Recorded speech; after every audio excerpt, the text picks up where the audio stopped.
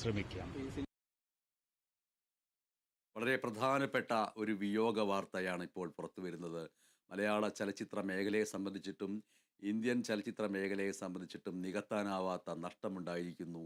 പ്രമുഖ ചലച്ചിത്ര സംവിധായകനും ഛായാഗ്രാഹകനുമായ ഷാജി എൻ കരുൺ അന്തരിച്ചിരിക്കുന്നു. ഷാജി എൻ കരുണിൻ്റെ വിയോഗ വാർത്തയാണ് ഇപ്പോൾ പുറത്തു വരുന്നത്. കുറച്ച് ദിവസങ്ങൾക്ക് മുമ്പ് സംസ്ഥാന സർക്കാർ മലയാള സിനിമയിലെ ഏറ്റവും പ്രധാനപ്പെട്ട പുരസ്കാരമായ JC ഡാനിയൽ പുരസ്കാരം നൽകി ആദരിച്ചിരുന്നു ഷാജി എൻ കരുണിനെ.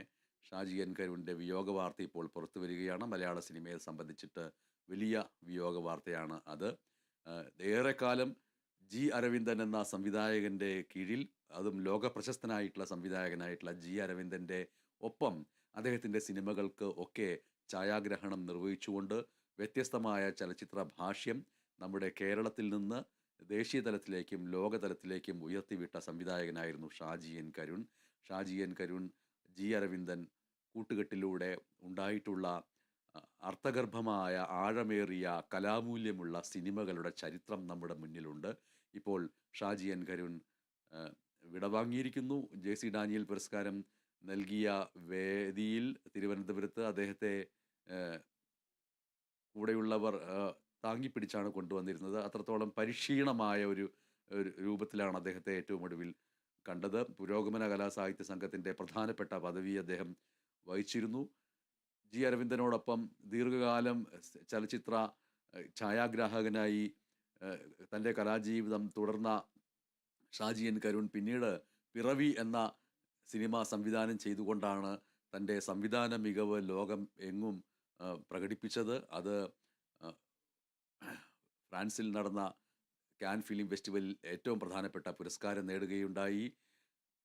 പ്രേംജി എന്ന അതുല്യ നടൻ്റെ അഭിനയ മികവ് നാം കണ്ടത്, ലോകം കണ്ടത് ഷാജി എൻ കരുൺ സംവിധാനം ചെയ്ത പിറവി എന്ന ചിത്രത്തിലൂടെയായിരുന്നു. പിറവി എന്ന ചിത്രം ലോക ശ്രദ്ധയിലേക്ക് ഉയരുമ്പോൾ കേരളത്തിലെ രാജൻ കേസും രാജനെ കൊലപ്പെടുത്തിയ ഭരണകൂട ഭീകരതയും രാജൻ്റെ അച്ഛൻ ഈശ്വരവാര്യർ നടത്തിയ ഏകാന്തമായ നിയമയുദ്ധവും ഒക്കെ മറ്റൊരു ആത്മീയമായ ഛായാഗ്രഹണ രീതിയിലൂടെ നമ്മുടെ മുന്നിലേക്ക് എത്തിക്കുകയും ലോക സിനിമയിൽ മലയാള സിനിമയുടെ തനതായ ഇടം പ്രദർശിപ്പിക്കുകയും ചെയ്ത ചിത്രമായിരുന്നു ഷാജി എൻ കരുൺ സംവിധാനം ചെയ്ത, അദ്ദേഹത്തിന് നിരവധി പുരസ്കാരങ്ങൾ അർഹമാക്കിയ പിറവി എന്ന ചലച്ചിത്രം. പിറവി എന്ന ചലച്ചിത്രത്തിലൂടെയാണ് ഷാജി എൻ കരുണിന് ക്യാമറയ്ക്ക് പിറകിൽ മാത്രമല്ല, ക്യാമറയ്ക്ക് പിറകിൽ ഒരു സംവിധായകൻ്റെ രൂപത്തിൽ ഛായാഗ്രഹണം മികവിലൂടെ മാത്രമല്ല, ഒരു സംവിധാന മികവുള്ള ഉജ്ജ്വല കലാകാരനാണ് അദ്ദേഹം എന്നുള്ള നിലയ്ക്ക് നാം അറിയുന്നത്. അതിനുശേഷം അദ്ദേഹം സംവിധാനം ചെയ്ത സിനിമകളെല്ലാം വ്യാപകമായിട്ടുള്ള നിരൂപക പ്രശംസയും പ്രേക്ഷക പ്രശംസയും നേടുകയുണ്ടായി. സ്വം അടക്കമുള്ള ചിത്രങ്ങൾ നമ്മുടെ മുന്നിൽ ഉദാഹരണമായിട്ടുണ്ട്. ഷാജി എൻ കരുൺ മലയാള സിനിമയെ സംബന്ധിച്ചിട്ട് വലിയ മുഴക്കങ്ങളില്ലാത്ത രീതിയിൽ കലയുടെ മികവിനെ എങ്ങനെ അഭ്രപാളികളിലൂടെ എത്തിക്കാമെന്ന് തെളിയിക്കുകയായിരുന്നു. അരവിന്ദന് ഏറ്റവും പ്രിയപ്പെട്ട ഛായാഗ്രാഹകൻ എന്നുള്ള നിലയ്ക്കാണ് ഷാജി എൻ കരുണിനെ നാം കണ്ടിട്ടുള്ളത്. അതിനുശേഷം അദ്ദേഹം ചെയ്ത എല്ലാ സിനിമകളിലും, പ്രത്യേകിച്ചും അരവിന്ദൻ്റെ ഒരിടത്തടക്കമുള്ള സിനിമകൾ, അതൊക്കെ നോക്കുക. അതിനെക്കുറിച്ചുകൂടി പുനരാലോചിക്കാനുള്ള ഒരു നിമിഷം കൂടിയാണ് ഇത്. എന്തായാലും മലയാള സിനിമയെ സംബന്ധിച്ചിട്ട് അടൂർ ഗോപാലകൃഷ്ണൻ, ഷാജി എൻ കരുൺ എന്നിങ്ങനെയുള്ള പ്രകാശ ഗോപുരങ്ങളിൽ ഷാജി എൻ കരുൺ ഇപ്പോൾ ഇല്ലാതായിരിക്കുന്നു. ഷാജി എൻ കരുൺ നമ്മുടെ മലയാള സിനിമാ ലോകത്ത് നിന്ന് വിട്ടുപിരിഞ്ഞിരിക്കുന്നു എന്നുള്ള വളരെ പ്രധാനപ്പെട്ട വാർത്തയാണ്. JC ഡാനിയൽ പുരസ്കാരം അദ്ദേഹം ഏറ്റുവാങ്ങിയത് കുറച്ച് ദിവസങ്ങൾക്ക് മുമ്പാണ്. 1952 അദ്ദേഹം ജനിച്ചത്.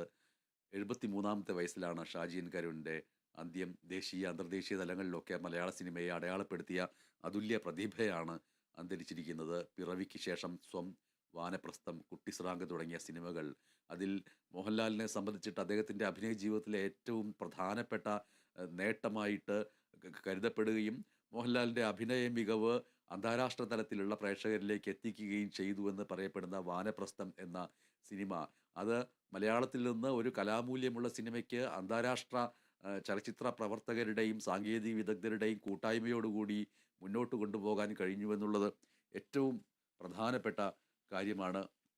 എന്തായാലും ഷാജി എൻ കരുണിനെ സംബന്ധിച്ചിട്ട് വളരെ പ്രധാനപ്പെട്ട ഒരു നേട്ടം നേടിയിട്ടാണ് അദ്ദേഹം വിടവാങ്ങിയിരിക്കുന്നത്. ആ നേട്ടം ജെ.സി. ഡാനിയൽ പുരസ്കാരമാണ്. കഴിഞ്ഞ ദിവസമാണ്, കുറച്ച് ദിവസങ്ങൾക്ക് മുമ്പാണ് അദ്ദേഹത്തിന് അത് നൽകുകയുണ്ടായത്. അത് നൽകാൻ കഴിഞ്ഞില്ലായിരുന്നുവെങ്കിൽ, അല്ലെങ്കിൽ അത് കുറച്ചുകൂടി നീട്ടിവെച്ചിരുന്നുവെങ്കിൽ വലിയ ഒരു അപൂർണത ഉണ്ടാകുമായിരുന്നു. എന്തായാലും ഇപ്പോൾ 1952 മുതൽ 2025 വരെയുള്ള ഒരു അതുല്യ പ്രതിഭയുടെ ചലച്ചിത്ര ജീവിതത്തിന് വിരാമമായിരിക്കുകയാണ്. ദേശീയവും അന്തർദേശീയവുമായ തലങ്ങളിൽ മലയാള സിനിമയെ ഉയരങ്ങളിലേക്ക് എത്തിച്ച വ്യക്തിത്വമാണ് ഷാജി എൻ കരുൺ.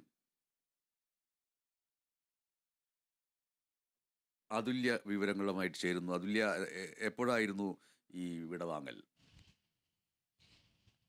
മനീഷ്, തിരുവനന്തപുരത്തെ വെള്ളയമ്പലത്തെ വസതിയിൽ വെച്ചാണ് ഷാജി എൻ കരുൺ വിടവാങ്ങിയിരിക്കുന്നത്. 73-ാം വയസ്സിലാണ് അദ്ദേഹത്തിൻ്റെ അന്ത്യം. ഈ വാർത്ത ഇപ്പോഴാണ് 5 മണിയോടുകൂടിയാണ് അദ്ദേഹം അന്തരിച്ച വാർത്ത ഔദ്യോഗികമായി സ്ഥിരീകരിച്ചത്. അതിനുശേഷമാണ് ഇപ്പോൾ വാർത്ത പുറത്തു വന്നിരിക്കുന്നത്. വഴുതക്കാടുള്ള അദ്ദേഹത്തിൻ്റെ വസതിയായ പിറവിയിൽ വെച്ചാണ് അന്ത്യം. അദ്ദേഹത്തിൻ്റെ വളരെ മികച്ച സിനിമകളിൽ ഒന്നായി പറയുന്ന പിറവി എന്ന് തന്നെ ആയിരുന്നു അദ്ദേഹത്തിൻ്റെ വസതിയുടെ പേരും. വസതിയിൽ വെച്ചാണ് അദ്ദേഹം അന്തരിച്ചിരിക്കുന്നത്.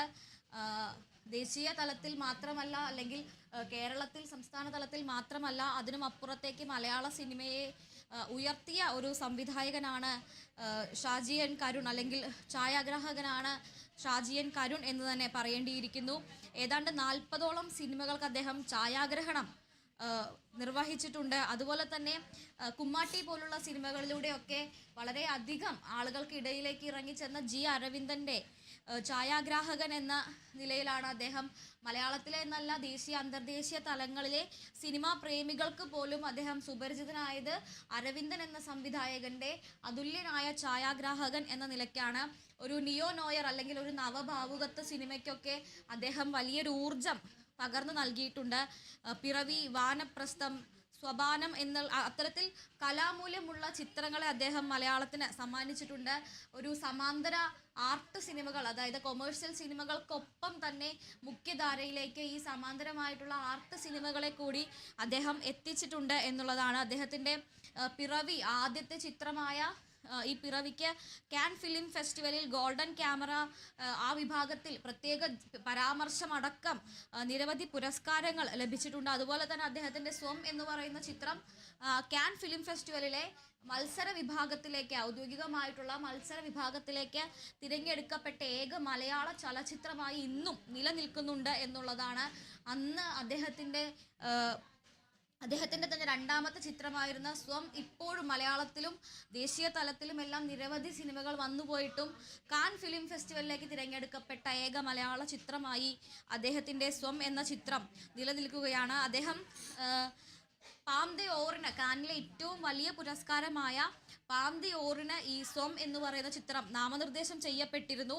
അതുപോലെ തന്നെ ഔദ്യോഗിക വിഭാഗത്തിൽ പ്രദർശിപ്പിച്ച വാനപ്രസ്ഥം പോലുള്ള സിനിമകളിലൂടെ അദ്ദേഹം അന്തർദേശീയ തലത്തിലേക്ക് നവഭാവുകത്വ മലയാള സിനിമയെ വളർത്തി എന്നുള്ളതാണ്. വാനപ്രസ്ഥമെല്ലാം ഒരു കൊമേഴ്ഷ്യൽ അല്ലെങ്കിൽ ഒരു അത്തരത്തിലുള്ള ഒരു ആളുകളെ ആകർഷിക്കുന്ന ജനപ്രിയ ആ നിലയിൽ തന്നെ നിലനിൽക്കുമ്പോഴും അതിൻ്റെ കലാമൂല്യം കൊണ്ട്, ഇത്തരത്തിലൊരു കലാമൂല്യം കൊണ്ടും വേറിട്ട് നിൽക്കുന്ന, അല്ലെങ്കിൽ കലാമൂല്യം കൊണ്ടും ഉയർന്നു നിൽക്കുന്ന ഒരു ചിത്രമായി വാനപ്രസ്ഥം മാറിയിട്ടുണ്ട്. മികച്ച ഛായാഗ്രാഹകനുള്ള ദേശീയ അവാർഡും 3 തവണ സംസ്ഥാന അവാർഡും അദ്ദേഹം നേടിയിട്ടുണ്ട്. തൻ്റെ ഇതുവരെയുള്ള അദ്ദേഹത്തിൻ്റെ സിനിമാ ജീവിതത്തിൽ 7 തവണ അദ്ദേഹം ദേശീയ സംസ്ഥാന പുരസ്കാരങ്ങൾക്ക് അർഹമായിട്ടുണ്ട്. ഏറ്റവും ഒടുവിലായി ഇപ്പോൾ ഈ കഴിഞ്ഞ ആഴ്ചയാണ് 54ാമത് സംസ്ഥാന ചലച്ചിത്ര പുരസ്കാരം വിതരണം ചെയ്തത്. ആ വേദിയിൽ വെച്ച് ജെ.സി. ഡാനിയേൽ പുരസ്കാരവും ഷാജി എൻ കരുണിന് മുഖ്യമന്ത്രി സമ്മാനിക്കുകയുണ്ടായി. ജെ.സി. ഡാനിയേൽ പുരസ്കാരം അദ്ദേഹത്തിൻ്റെ ഇതുവരെയുള്ള സിനിമാ ജീവിതത്തിലെ സംഭാവനകളെ മുൻനിർത്തിക്കൊണ്ട് അദ്ദേഹത്തിന് പ്രഖ്യാപിക്കുമ്പോൾ ദേശീയ അന്തർദേശീയ സിനിമകളുടെ, അല്ലെങ്കിൽ ദേശീയ അന്തർദേശീയ തലത്തിൽ മലയാള സിനിമയുടെ യശസ്സുയർത്തിയ സംവിധായകൻ എന്നാണ് ഷാജി എൻ കരുണിനെ മുഖ്യമന്ത്രി പിണറായി വിജയൻ അടക്കം വിശേഷിപ്പിച്ചത്. ചലച്ചിത്രം എന്ന് പറയുന്ന അദ്ദേഹത്തിൻ്റെ ഛായാഗ്രഹണത്തെ സംബന്ധിച്ചിടത്തോളം നമ്മൾ നോക്കുകയാണെങ്കിൽ ചലച്ചിത്രം അതിനോടൊപ്പം തന്നെ ചിത്രകലയെ കൂടി സംയോജിപ്പിച്ചുകൊണ്ടായിരുന്നു അദ്ദേഹത്തിൻ്റെ ഫ്രെയിമുകൾ നിർമ്മിക്കപ്പെട്ടിട്ടുള്ളത് എന്നത് എടുത്തു പറയേണ്ട ഒരു സവിശേഷതയാണ്. ജി അരവിന്ദനും അദ്ദേഹത്തിൻ്റെ ആ ഒരു കലയെ കൃത്യമായി ഉപയോഗിച്ചിട്ടുണ്ട്. അതുകൊണ്ട് തന്നെയാണ് അദ്ദേഹത്തിൻ്റെ ചിത്രങ്ങളിൽ എപ്പോഴും ഫ്രെയിമുകൾ മുന്നിട്ട് നിന്നിരുന്നു. അദ്ദേഹത്തിൻ്റെ ഫ്രെയിമുകൾ എപ്പോഴും ആ സിനിമയെ വളരെ സമ്പന്നമാക്കിയിരുന്നു എന്ന് തന്നെ പറയേണ്ടിയിരിക്കുന്നു. ഒരു സിനിമാറ്റിക്കിൽ അല്ലെങ്കിൽ സിനിമാറ്റിക് എന്നതിനപ്പുറത്തേക്ക് ആ ഫ്രെയിമുകൾ പലപ്പോഴും കഥ പറയുന്ന അത്തരത്തിലേക്ക് പോയിട്ടുണ്ടായിരുന്നു എന്നുള്ളതാണ്. ജി അരവിന്ദനെ പോലെ തന്നെ ഛായാഗ്രഹണത്തിൽ മാത്രമല്ല സംവിധാനത്തിലും അദ്ദേഹം വലിയ രീതിയിൽ ഒരു സ്ഥാനം ഉണ്ടാക്കിയെടുത്തിട്ടുണ്ട് എന്നുള്ളതാണ്. ഇപ്പോഴും എടുത്തു പറയുന്ന അല്ലെങ്കിൽ ഏറ്റവും അധികം വാനപ്രസ്ഥവും പിറവിയുമെല്ലാം ഷാജി എൻ കരുണിൻ്റെ പേരിനോടൊപ്പം എടുത്തു പറയപ്പെടുമ്പോഴും കുമ്മാട്ടിയിലെ അദ്ദേഹത്തിൻ്റെ ഫ്രെയിമുകൾ അല്ലെങ്കിൽ കുമ്മാട്ടിയിലെ അദ്ദേഹത്തിൻ്റെ ആ ഛായാഗ്രഹണം എന്ന് പറയുന്നത് ആ സിനിമയ്ക്ക് പകർന്നു കൊടുത്തിട്ടുള്ള ഒരു ആത്മാവ്, അതിനെക്കുറിച്ച് പറയാതിരിക്കാൻ കഴിയില്ല എന്നുള്ളതാണ്. ആ കുട്ടികളുടെ മുഖത്തെ നിഷ്കളങ്കതയും അതുപോലെ തന്നെ ആ കേരളത്തിലെ ഒരു കാലാവസ്ഥയെയും കൃത്യമായി ആവിഷ്കരിക്കുന്നതിൽ ജി അരവിന്ദൻ്റെ സംവിധാനത്തോടൊപ്പം തന്നെ ഷാജി എൻ കരുണിൻ്റെ സിനിമാറ്റോഗ്രാഫി വഹിച്ച പങ്കുകൂടി വളരെ വലുതാണ്. അന്തർദേശീയ തലത്തിലുള്ള ഡയറക്ടർമാർ പോലും പുകഴ്ത്തുന്ന തരത്തിലേക്ക് ഷാജി എൻ കരുൺ ആ ഒരു സിനിമയെ മാറ്റി എന്നുള്ളതാണ്. അവിടെയാണ് നമ്മൾ നേരത്തെ പറഞ്ഞ ചിത്രകലയെയും അതോടൊപ്പം തന്നെ ചലച്ചിത്രകലയെയും ഒരുമിച്ച് സന്നിവേശിപ്പിക്കുന്ന ഷാജി എൻ കരുണിൻ്റെ ആ ഒരു കല അവിടെ വ്യക്തമാകുന്നത്. അത്തരത്തിൽ അതുല്യനായ ഒരു കലാകാരനാണ് ഇപ്പോൾ വിട പറഞ്ഞിരിക്കുന്നത്. അന്തർദേശീയ ദേശീയ തലങ്ങളിൽ മലയാള സിനിമയെ 1970കളിൽ തന്നെ പ്രതിഷ്ഠിച്ച സംവിധായകനും ഛായാഗ്രാഹകനുമാണ് ഇപ്പോൾ വിട പറഞ്ഞിരിക്കുന്നത്. വൈകിട്ട് 5 മണിയോടുകൂടി തിരുവനന്തപുരത്തെ സ്വവസതിയിൽ വെച്ചായിരുന്നു അദ്ദേഹത്തിൻ്റെ അന്ത്യം. ഷാജി എൻ കരുൺ അന്തരിച്ചിരിക്കുന്നു. 73 വയസ്സായിരുന്നു അദ്ദേഹത്തിന്. മലയാള സിനിമയെ സംബന്ധിച്ചിട്ട് ഏറ്റവും വലിയ ഒരു നഷ്ടം. മലയാള സിനിമയെ സംബന്ധിച്ചിട്ട് ഛായാഗ്രഹണ മികവിൻ്റെ കാര്യത്തിലാവട്ടെ, സംവിധാന മികവിൻ്റെ കാര്യത്തിലാവട്ടെ, JC ഡാനിയൽ പുരസ്കാരം വാങ്ങി അല്പ ദിവസങ്ങൾക്കകം ഷാജി എൻ